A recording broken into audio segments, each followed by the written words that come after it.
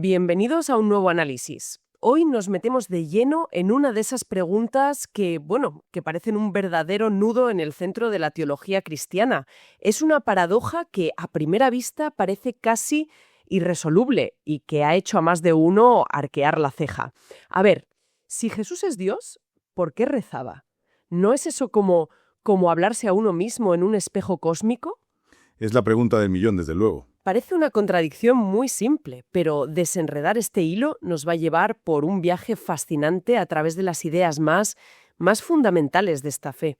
En los próximos minutos vamos a intentar descifrar este enigma, pero no como una clase de teología, más bien como si estuviéramos montando un puzzle. La misión es que al final cada pieza encaje y la imagen completa no solo tenga sentido, sino que revele algo profundo. Y es que esa es la clave. No estamos ante una pregunta con una única respuesta de manual. Es más bien un conjunto de respuestas que se iluminan unas a otras. Cada una de ellas es como una llave que abre una puerta diferente. Y al final del pasillo lo que encontramos es una visión mucho más rica de lo que la fe cristiana entiende por Dios, por humanidad y por la conexión entre ambas. La oración de Jesús es, en ese sentido, el punto de partida perfecto para entenderlo todo. Bueno, pues vamos a desgranar esto. La primera pieza del puzzle, la que desmonta de inmediato la idea de que se hablaba a sí mismo, es la doctrina de la Trinidad. Todos hemos oído hablar de Padre, Hijo y Espíritu Santo, pero a menudo se entiende regular, ¿no? No se trata de un solo Dios con 3 disfraces o que desempeña 3 papeles distintos. Exacto. Ese es el primer gran obstáculo mental que hay que superar. La doctrina clásica es muy precisa. Un solo ser divino, una única esencia, que existe eternamente como 3 personas distintas y en relación. Padre, Hijo y Espíritu Santo. No son 3 dioses, es un solo Dios. Pero, y esto es lo importante, tampoco son la misma persona. Y esa distinción es absolutamente crucial. Un momento, porque aquí es donde a mucha gente le explota la cabeza. 3 personas, un solo Dios. ¿Suena a contradicción matemática? ¿Cómo se puede ser 3 y 1 al mismo tiempo? Sé que es el misterio central, pero es una barrera de entrada importante. No es, sin duda, y las analogías se quedan cortas. No es como el agua, que puede ser líquido, sólido y gas, porque esos son modos de una misma cosa. Aquí hablamos de centros de conciencia distintos y en relación. Lo que es fascinante aquí es que este concepto lo cambia todo para nuestra pregunta. En el momento en que entendemos que el Padre y el Hijo son personas distintas, aunque unidas en esencia, la oración deja de ser un monólogo y se convierte en lo que realmente es, un diálogo, una comunicación genuina dentro de la propia divinidad. Entonces, la paradoja inicial se derrumba.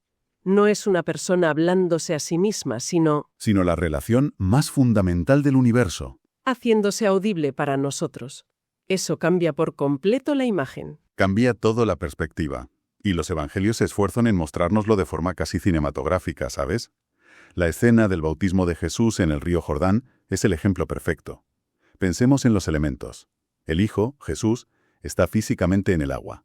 Desde el cielo se oye una voz que el texto identifica como la del Padre, diciendo, «Este es mi Hijo amado». Y en ese mismo instante, el Espíritu Santo desciende visiblemente sobre él como una paloma. Las 3 personas están presentes y actúan de forma diferenciada en el mismo momento. El Padre afirma desde el cielo, el Hijo recibe esa afirmación en la tierra y el Espíritu desciende para ungirlo. No podrían ser más distintos en sus acciones. Precisamente. Esa escena sería un absurdo teológico si fueran la misma persona. Sería un acto de ventriloquia cósmica. La escena solo cobra sentido si hay una distinción real. Por tanto, cuando Jesús se retira a orar en la montaña, no está creando una ficción para que le veamos.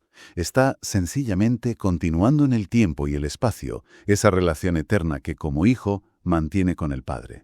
Vale, esa es la primera gran pieza del puzzle. Ora al Padre porque no es el Padre. Son personas distintas.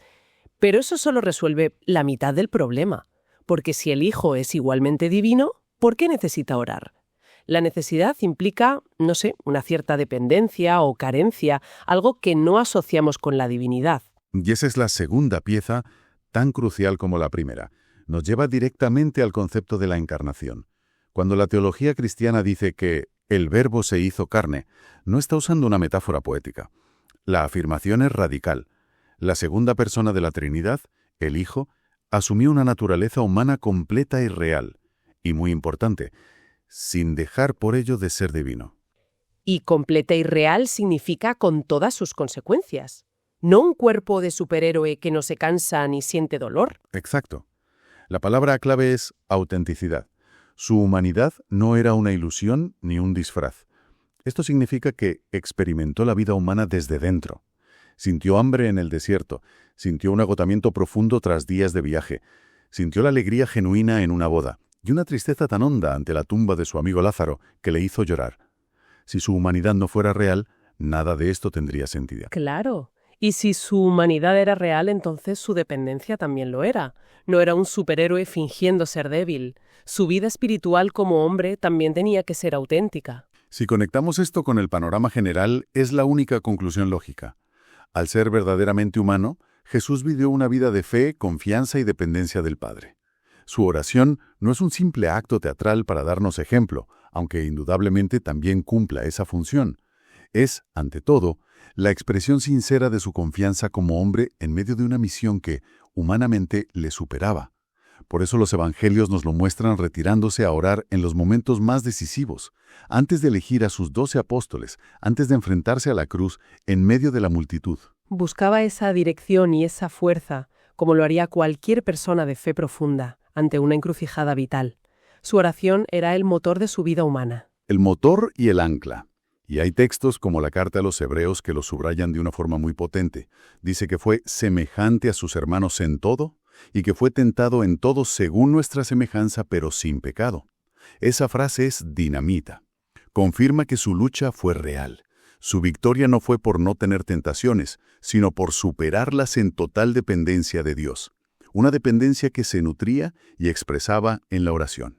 Esto me lleva a pensar en el propósito de todo esto. Si su humanidad era tan real y su dependencia tan auténtica, parece que su vida entera estaba diseñada para conseguir algo muy concreto. Es aquí donde entra esa idea del nuevo Adán, ¿verdad? Es una imagen poderosísima. La teología paulina, sobre todo, presenta a Jesús como el segundo Adán. La idea es que, si el primer Adán representó a la humanidad en su fracaso, en su ruptura de la confianza con Dios, Jesús viene a ser el punto de partida de una nueva humanidad, el representante que triunfa donde el primero falló. Su misión era vivir esa vida de obediencia y confianza perfecta que se esperaba de nosotros. ¿Una vida como un acto de deshacer un error fundacional? Es una idea que da vértigo. Da vértigo, y en ese marco, la oración se convierte en el latido de esa obediencia. Orar en este contexto no es solo pedir, es fundamentalmente escuchar. Es un acto constante de alinear su voluntad humana con la voluntad divina del Padre. Cada vez que Jesús se apartaba a orar, estaba, en cierto modo, reafirmando su sí a la misión. Y esto nos lleva al momento de máxima tensión de toda su vida. El huerto de Getsemaní. Sin duda, allí vemos este drama en toda su crudeza. Y aquí es donde la idea de sus dos naturalezas, humana y divina, se pone a prueba. Vemos una lucha real. Su voluntad humana, que naturalmente siente un pavor inmenso ante la tortura y la muerte, le lleva a clamar: «Padre, si es posible, aparta de mí esta copa». Eso no es teatro. Es la expresión de una angustia humana auténtica. Pero espera, si su voluntad humana y divina estaban en conflicto en ese momento, ¿no sugiere eso una división en su persona? ¿Cómo se sostiene la idea de que era una sola persona, si sus voluntades luchaban entre sí? Es una pregunta que ha generado siglos de debate, ¿eh? Y es una pregunta excelente, porque va al núcleo del misterio. La teología clásica lo resuelve diciendo que en Cristo hay dos voluntades, una divina y una humana, correspondientes a sus dos naturalezas, pero unidas en una sola persona. No hay esquizofrenia. Lo que vemos en Getsemaní no es una lucha de la persona consigo misma, sino la sumisión perfecta de su voluntad humana a la voluntad divina, que él como hijo comparte con el Padre. Tras el «aparta de mí esta copa» viene la resolución, pero no se haga mi voluntad sino la tuya. Es el clímax de la obediencia. Es la rendición total, el sí del segundo Adán en su punto más álgido y doloroso. Exacto. Y esa sumisión no disminuye su divinidad. Al contrario, la exalta, porque muestra la perfección de su humanidad en obediencia. Su divinidad le da el valor infinito a su sacrificio, pero es su humanidad obediente la que cumple la misión en nuestro lugar. La oración en Getsemaní es la culminación de toda una vida de obediencia expresada en la oración. Entendido.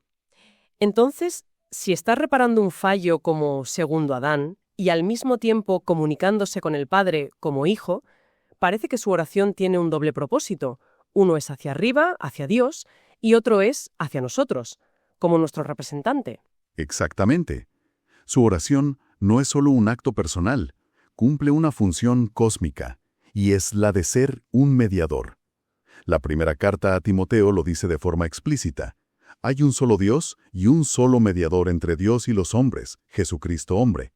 Es el puente. ¿Y cómo ejerce de puente a través de la oración? Dote era la figura que intercedía por el pueblo ante Dios.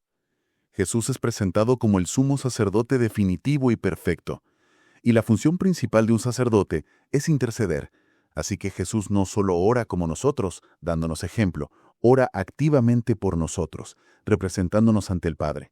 La carta a los Hebreos dice algo asombroso, que vive siempre para interceder por ellos. Su trabajo de intercesión es continuo. Y tenemos un ejemplo muy claro de esa intercesión en acción, ¿verdad? El más extenso y profundo es la llamada oración sumo sacerdotal del capítulo 17 del Evangelio de Juan. Es un texto increíble. Es una transcripción de Jesús en su papel de mediador. No pide nada para sí mismo. Primero, ora por la glorificación del Padre.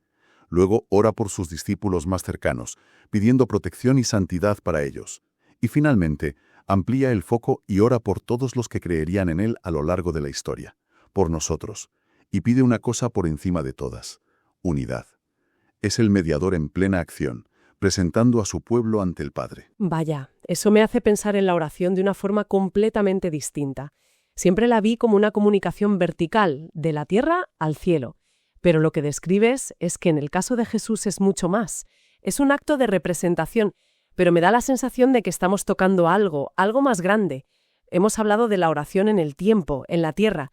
¿Esta comunicación empezó en Belén o estamos viendo un eco de la eternidad? Esa es la pregunta que lo une todo. Nos lleva al corazón mismo de la naturaleza de Dios.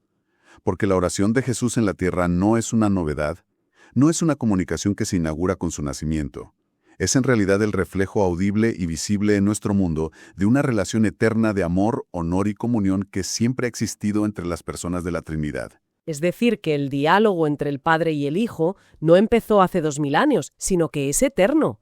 Nosotros solo pudimos escucharlo durante 33 años. Lo que es fascinante aquí es que esto redefine nuestra idea de Dios. A menudo pensamos en Dios como un ser solitario, autosuficiente y estático.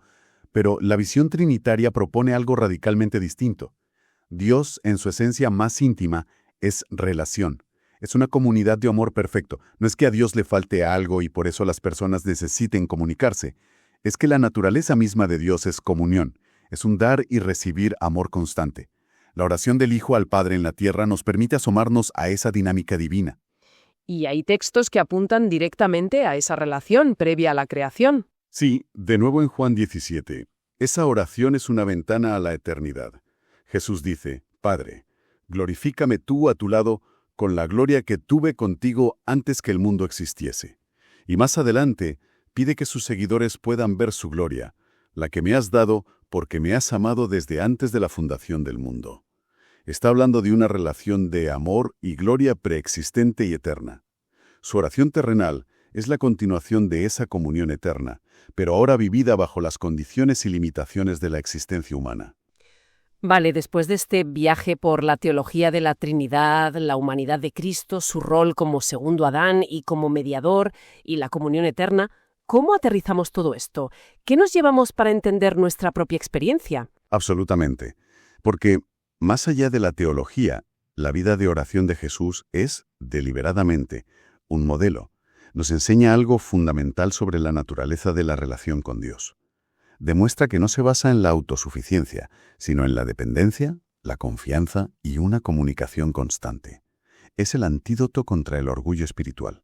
Es el argumento definitivo contra la idea de que podemos vivir nuestra vida espiritual por nuestra cuenta. Exactamente. El argumento es simple y demoledor. Si el Hijo, siendo Dios, consideró esencial y necesario vivir en un estado de oración continua, y los evangelios insisten en que pasaba noches enteras orando o se retiraba a lugares solitarios para hacerlo, pues establece un patrón inequívoco para cualquiera que aspira a seguirle. Su vida entera es un grito en contra de la autosuficiencia. Él es el modelo de cómo un ser humano puede vivir en perfecta comunión con Dios, a través de una dependencia humilde y constante que se expresa en la oración. Entonces, retomando la pregunta con la que empezamos, ¿por qué ora Jesús si es Dios? Después de todo este recorrido, el nudo parece completamente deshecho. ¿Ya no hay paradoja? La solución a esa aparente paradoja reside en no simplificar los términos. La frase Jesús es Dios es correcta, pero si la entendemos como Jesús es idéntico al Padre, nos lleva a un callejón sin salida. La clave está en mantener en equilibrio los dos grandes conceptos que hemos explorado. Primero, la Trinidad. Un solo Dios, tres personas distintas. Segundo, la Encarnación. Una persona, Jesucristo, con dos naturalezas, una divina y una humana, plenas y sin confundirse. Así que las piezas del puzzle encajan. Obra por dos grandes razones que se derivan de estos dos conceptos. Precisamente, Jesús ora, en primer lugar, como Hijo al Padre. Y al hacerlo, nos revela la realidad de que Dios es una comunidad de amor, no un monolito solitario. Es un diálogo real entre personas distintas. Y en segundo lugar, ora como hombre perfecto a Dios. Y al hacerlo, nos muestra la realidad de su humanidad, su total dependencia y su obediencia perfecta, convirtiéndose en nuestro representante y modelo. No hay contradicción, sino una revelación asombrosamente profunda. Es increíble cómo una pregunta tan simple puede ser la llave que abre la puerta a toda una cosmovisión. Lo que parecía una falla lógica se convierte en realidad en la piedra angular para entenderlo todo. Y esto nos deja con una idea para seguir explorando. Si la oración de Jesús revela tanto su relación única dentro de la divinidad como su solidaridad perfecta con la humanidad, ¿cómo podría esto transformar nuestra propia manera de entender la oración? Quizás la oración deja de ser vista como una simple lista de peticiones o un monólogo ansioso, para convertirse en algo más, en un acto de comunión, una expresión de dependencia confiada y, en última instancia, una participación a nuestra humilde escala en esa misma dinámica de amor que hemos analizado hoy. Muchísimas gracias por acompañarnos hoy. Nos vemos en el próximo episodio. Gracias, hasta pronto.